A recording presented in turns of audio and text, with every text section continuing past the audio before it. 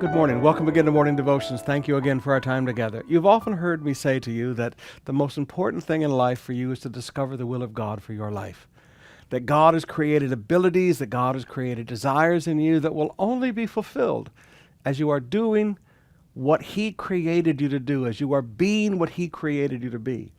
Now, the problem with that is other people get involved in our destinies.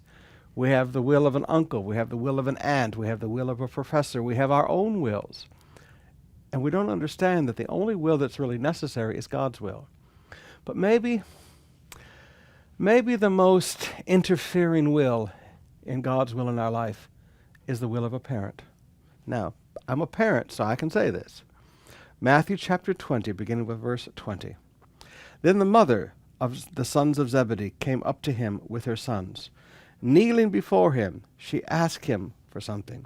And he said to her, now these are the two boys who walked away from their family business. They walked away from the boat with their father. Remember the calling of these men. They'd walked away from everything. Here comes Mama. Kneeling before him, she asked him for something. He said to her, what do you want? She said to him, say that these two sons of mine are to sit, one at your right and one at your left, in your kingdom. Now I'm going to stop reading there because I want you to notice these men who were willing to sacrifice everything, and these guys were probably in their 30s at this time. Here comes Mama. Mama said, this is what I want for my sons. They've left their dad, they've left their family, they left the family business, and Jesus, this is what I want for my son. Will you do this? Jesus said, you don't know what you're asking. Now, brothers and sisters, I do not say this in any way critically, but I do say this as a parent.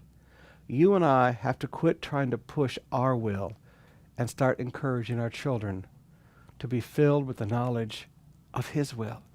We can't push what we want for their life. We can't live our dreams and aspirations through our children.